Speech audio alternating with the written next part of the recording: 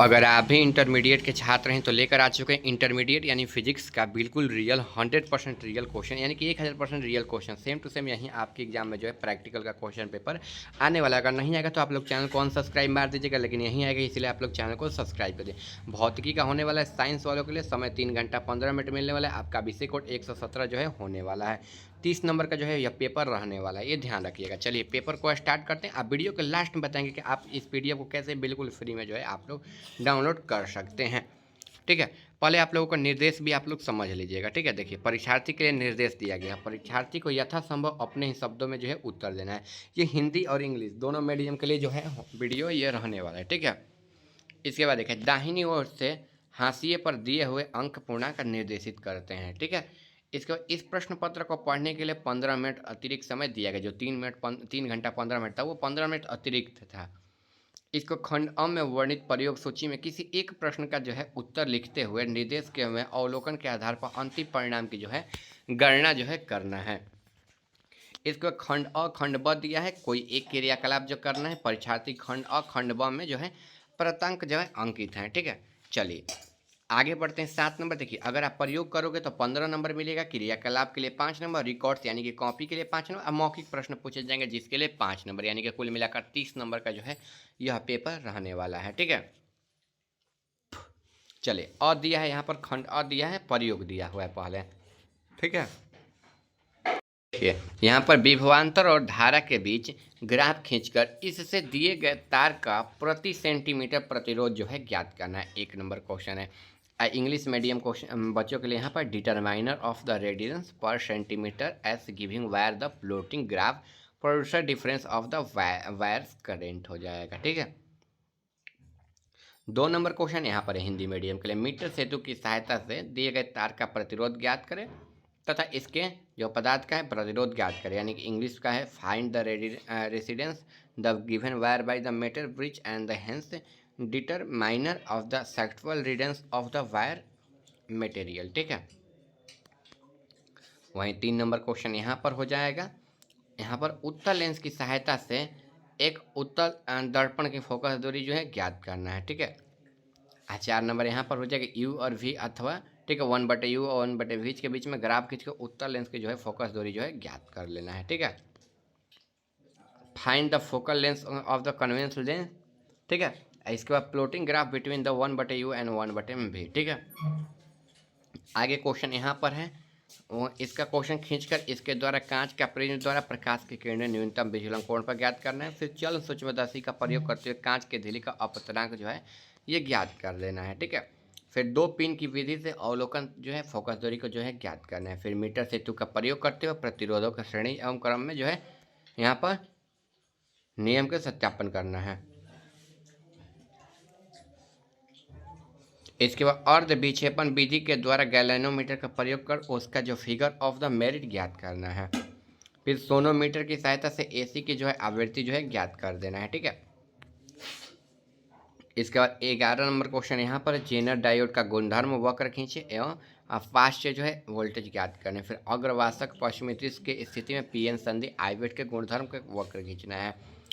13 number है metre सेतु का प्रयोग करते हुए समानांतर श्रेणी क्रम के संयोजन का जो नियम है सत्यापन करना है। ठीक है, इसके बाद 14 नंबर है यहाँ पर एक पश्चिमी दिशा की सहायता से जो है सेल का आंतरिक प्रतिरोध ज्ञात करें। उत्तल लेंस का प्रयोग करते हुए अवतल दर्पण की फोकस दूरी ज्ञात करें। फिर एनपीएन या पीएन ट्रांजिस्टर का उभय जो है धार्मिक का जो है अध्ययन करना है। ठीक है, यहाँ तक आप लोग समझ गए। खंड ब दिया है, क्रियाकलाप दिया हुआ है। एक मिश्रित संग्रह डायोड रजिस्टर आईसी का प्रतिरोध जो है अलग अलग जो है आपको पहचानना है।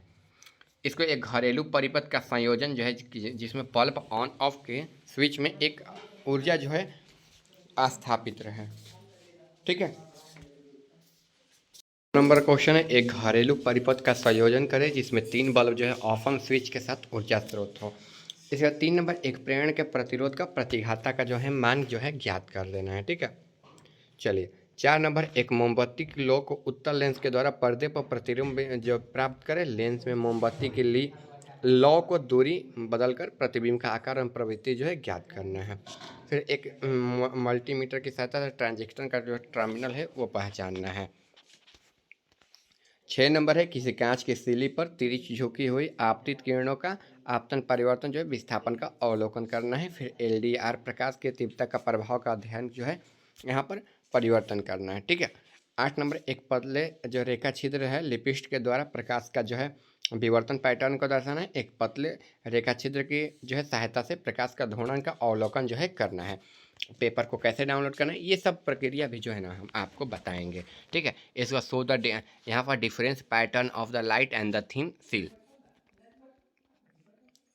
आगे देखिए observe the polish of the light by the steel shift. आगे देखिए अवतल दर्पण द्वारा पर्दे पर मोमबत्ती के लौ प्रतिबिंब प्राप्त करें। मोमबत्ती के लौ का आकार प्रवृत्ति दर्पण का मोमबत्ती के जो दूरी बदल कर करना है, यानी कि appearance of the image of flame candle frame the convex mirror on. यहाँ पर screen study natural size and the image of candle and be change the state of the candle from the mirror. ठीक है। देखिए यहाँ से उद्देश्य से answer लिखना है। ठीक है। देखिए यहाँ पर खंड अब पहले लिखना है। ठीक है। अब प्रयोग लिखना है एक्सपेरिमेंट।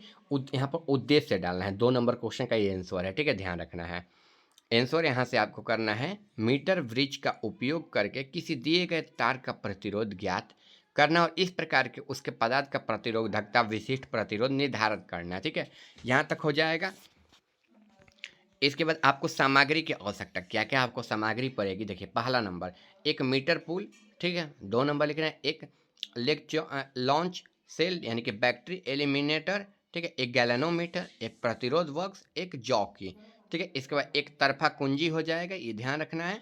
इसके बाद एक प्रतिरोध तार। ठीक है। एक प्रतिरोध तार हो जाएगा 7 नंबर। इसके बाद एक स्क्रू गेज।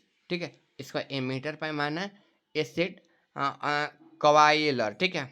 इसके बाद तारों को जोड़ना 12 नंबर है। सैंड पेपर का एक टुकड़ा हो जाएगा, ये ध्यान रखना 12 नंबर तक। यहाँ तक आप लोग समझ गए। इसके बाद लिखित देखिए लिखित में यहाँ पर मीटर ब्रिज उपकरण को साइलाइड वायर ब्रिज भी कहा जाता है। यह लकड़ी के ब्लास्ट पर लगा होता है और इसमें एक समान का अनुप्रस्थ काट वाला एक लंबा तार होता है। इसमें मोटी धातु की पट्टी से 2 गैप बनाए जाते हैं जिसमें वस्टहीन ब्रिज बनता है। ठीक है। तो वस्टहीन के सिद्धांत के अनुसार हमारे पास देखिए यहाँ तक लिखने के बाद आपको नीचे बढ़ना है और नीचे बढ़ने के बाद ये जो है सूत्र आपको लिखना है। पहले ये लिखना है। ठीक है। ये सूत्र को लिख लेना। अगर इंग्लिश मीडियम के बच्चे होंगे तो ये सभी लिखेंगे, लेकिन हिंदी मीडियम वाले बच्चे केवल इतना लिखेंगे, ये ध्यान रखना है।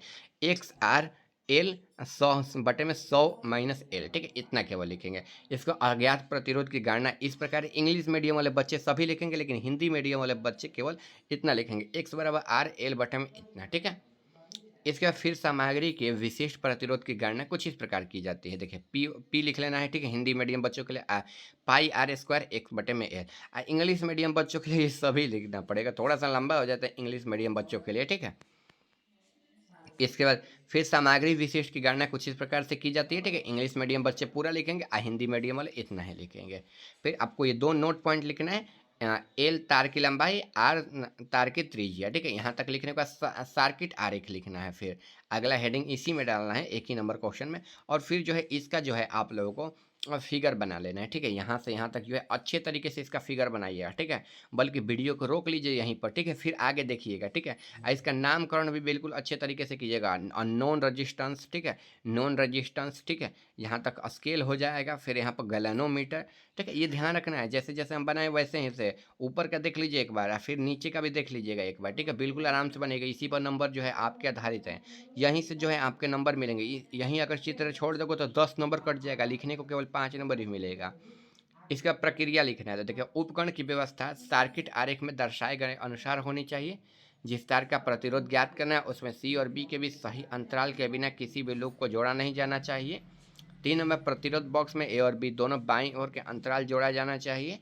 अन्य सभी कनेक्शन सर्किट आरेख के में दिखाए गए अनुसार होना चाहिए। प्रतिरोध बॉक्स में 2 ओम प्रतिरोध के अस्थायी कुंजी के लगाए जॉकी को पहले पुल और बाईं छोर पर तथा फिर दाहिनी ओर जो है धीरे धीरे जो है लगाना है। ठीक है। 7 नंबर है यहाँ पर गैलेनोमीटर के विक्षेपित यहाँ पर दिशा में होना चाहिए। यदि यह एक ही दिशा में है तो परिपथ संयोजन में सही नहीं, गैलेनोमीटर के विपक्ष पर ध्यान देना है। फिर मान लीजिए कि डी वह शून्य बिंदु है जहाँ जॉकी तार को छू रहा है। जॉकी की गति गैलेनोमीटर के बाएं से दाएं और की ओर धीमी होनी चाहिए। ठीक है। यहाँ तक हो जाएगा। फिर 9 नंबर है प्रतिरोध बॉक्स में 12 का मान जो है इस प्रकार लिया जाना चाहिए कि जब जॉकी तार से लगभग मध्य हो तो इसका विक्षेपण न हो।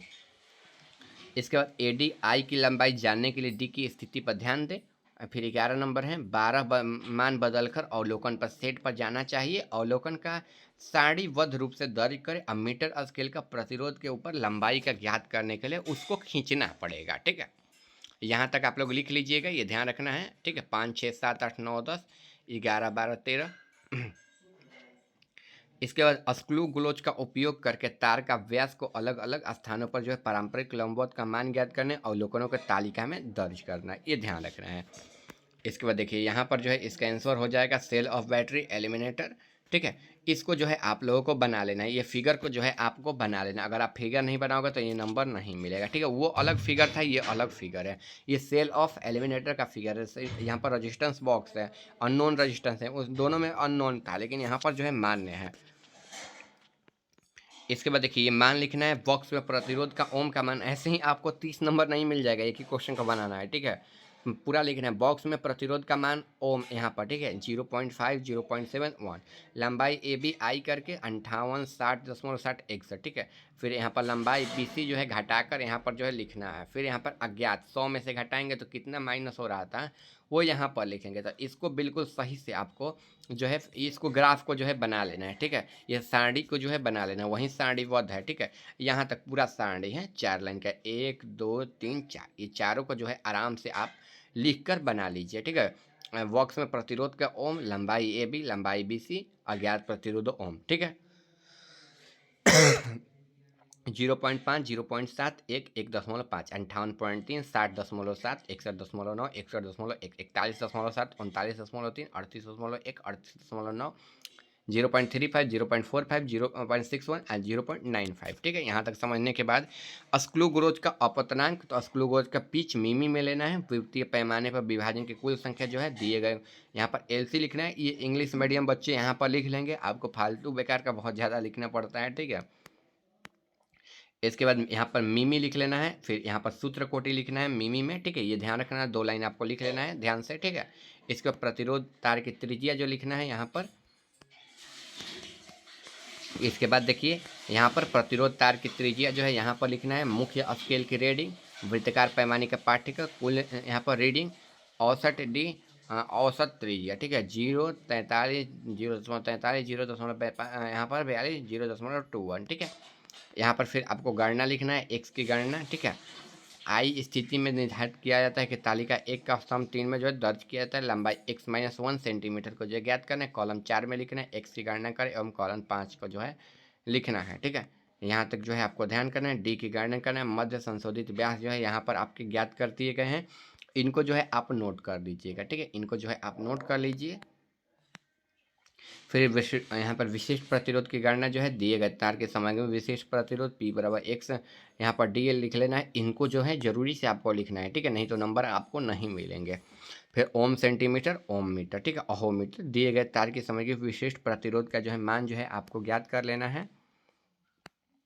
यहाँ पर इसको लिख लेना है। इसके बाद प्रतिशत त्रुटि को लेकर ये तीनों लिख लेना है। ठीक है, ये ध्यान रखना है। ये जो मेन पॉइंट है आपके, जो यहाँ से 2 नंबर जो है आपको मिलेंगे। कुल कितना नंबर? 2 नंबर मिलेंगे यहाँ से। फिर आपको लास्ट में परिणाम लिखना है। तो देखिए परिणाम में अज्ञात तार का प्रतिरोध का मान। ठीक है, परिणाम के बाद यहाँ तक लिखिए दिए गए तार का यहाँ पर प्रतिरोध, विशिष्ट प्रतिरोध और यहाँ पर प्रतिशत त्रुटि। फिर सावधानियाँ आपको बरतनी है। सावधानी में कनेक्शन साफ, सटीकता और स्वच्छ होने का चाहिए। प्लग के प्रतिरोध बॉक्स में कसकर जोड़ा होना चाहिए। जॉकी की गति कोमल होनी चाहिए ताकि उसे रगड़ा नहीं जाना चाहिए। ठीक है, यहाँ तक। फिर कुंजी केवल में तभी डाला जा सकता है जिसमें अवलोकन किया जाएगा। 0.45 मीटर 55 मीटर के बीच होना चाहिए। लंबी त्रुटि से बचने के लिए 0 को नोट करने का यहाँ पर उपयोग किया जाना चाहिए। यहाँ तक हो जाएगा। इसके बाद यहाँ पर तार का लूप नहीं होना चाहिए। ठीक है, यहाँ तक आपको जो है लिख लेना है पहले। ठीक है, इसके बाद त्रुटि के स्रोत, तो उपकरण को पेंच ढीले हो सकते हैं, तार असमान व्यास हो सकते हैं, स्क्रू ग्लोच के वैक्सलेट त्रुटि हो सकती है। त्रुटि के ये स्रोत हैं। इसके बाद आगे बढ़ते हैं तो यहाँ पर यही क्वेश्चन को इंग्लिश में लिखा गया है। ठीक है, to the find the residence of the giving wire the using a material bridge and the hence terminal the residence spectral radiance of the its material. ठीक है, यहाँ तक हो जाएगा। इसका यहाँ पर मटेरियल रिक्वायर्ड, तो देखिए ये मटेरियल रिक्वायर्ड हो जाएगा, ये 3। ठीक है, इंग्लिश मीडियम के लिए। इसके बाद देखिए यहाँ पर आगे ये सब को नोट कर लीजिएगा, ठीक है। ये से के बाद ये सब जो है आप लोग नोट कर लीजिएगा, ठीक है। अब चलिए खंड ब में चलते हैं हम लोग। तो एक कप जो बनाना था, ठीक है। देखिए एक मिश्रित संग्रहालय को डायोड ट्रांजिशन आईसी और प्रतिरोध को जो है पहचानना है। तो भौतिक और उपस्थित चिन्ह, तो देखिए प्रतिरोध एक छोटे बेलनाकार घटक होते हैं जिनके बीच रंगीन पट्टिका कलर्ड बैंड होती है। यह पट्टिका प्रतिरोध मान को दर्शाती है। ये सभी दिशा में काम करती है। फिर डायोड, ये डायोड देखिए ये आमतौर पर बेलनाकार होते हैं, लेकिन इनमें केवल एक रंगीन बैंड पट्टी होती है जो कैथोड सिरे से इंगित करती है। यह केवल दिशा विद्युत प्रवाह की अनुमति जो है देती है। इसके बाद ट्रांजिस्टर, ये अक्सर 3 पैरों वाले लीड छोटे प्लाज्मिक धातु के घटक होते हैं। वे आमतौर पर अर्धगोलाकार प्लास्टिक बैग आकार होते हैं। इनकी पहचान के लिए यहाँ पर भाग संख्या पार्ट नंबर मुद्रित होती है, ठीक है। यहाँ तक ध्यान देना है, ठीक है। आईसी में लिख लेना है। यहाँ पर इन्हें यहाँ पर चिप्स भी कहा जाता है, ठीक है। यह आयताकार वर्गाकार होते हैं जिनमें किनारों पर कई पैर पिन होते हैं, ठीक है। यह शरीर के एक अस्पष्ट भाग मुद्रित होती है। कभी कभी छोटा सा नाच या बिंदु होता है जो पिन को दर्शाता है, ठीक है। क्यों यह मायने रखता है, तो देखिए इन घटकों को जो है पहचान में इलेक्ट्रॉनिक यहाँ पर मौलिक कौशल है। प्रत्येक भाग सर्किट का विशिष्ट अद्वितीय कार्य करता है, ठीक है। यहाँ पर जो है इसको आंसर जो है हो जाएगा, ठीक है। यहाँ तक जो है आप लोग लिख लीजिएगा। चलिए बताते हैं इस पेपर को कैसे आपको डाउनलोड कर सकते हैं। तो देखिए पेपर को डाउनलोड करने के लिए अपने मोबाइल फ़ोन में आपको गूगल या क्रोम को जो है ओपन कर लेना है, ठीक है। देखिए आपको मोबाइल में गूगल या क्रोम खोलना है। गूगल या क्रोम है, सर्च करना है आपको आयुष दोस्त ऑफिशियल। फिर आपको नीचे आ जाना है, यहाँ पर वेबसाइट आ जाएगा, इसी पर क्लिक कर देना है, ठीक है। क्लिक करने के बाद नीचे की ओर चले जाइए। यहाँ पर जाइएगा तो एग्जाम रूटीन का सेक्शन आएगा। इसी सेक्शन में दूसरे नंबर वाले लिंक पर जो है यहाँ पर 12th क्लास का है, क्लिक कर दीजिए। क्लिक करने के बाद नीचे की ओर चले जाना है, ठीक है। नीचे की ओर जाइएगा तो यहाँ पर देखिए फिजिक्स मिल जाएगा, ठीक है। तो यहाँ पर क्लिक हियर पर जो है क्लिक कर देना है, ठीक है। इसको नीचे चले जाना है। नीचे जाइएगा ना तो देखिए यहाँ पर जो है आपको यहाँ से आप डाउनलोड कर लीजिएगा, ठीक है। यहाँ से अगर हमारे कोर्स को आप लोग बाई कर सकते हैं, ठीक है। फाइनल बोर्ड एग्जाम के लिए जो कि 199 रुपये में आपको चैप्टर वाइज ऑब्जेक्टिव सब्जेक्ट का सब प्रैक्टिस सीट जाएगा, जिसकी सहायता से आप 450 नंबर ला दोगे, ठीक है। इसी व्हाट्सएप नंबर पर आप SMS कर दीजिएगा। चलिए मिलते हैं अगले वीडियो में। चैनल पर नए होंगे तो चैनल को सब्सक्राइब और वीडियो को लाइक आप लोग कर दीजिएगा। मिलते हैं अगले वीडियो में।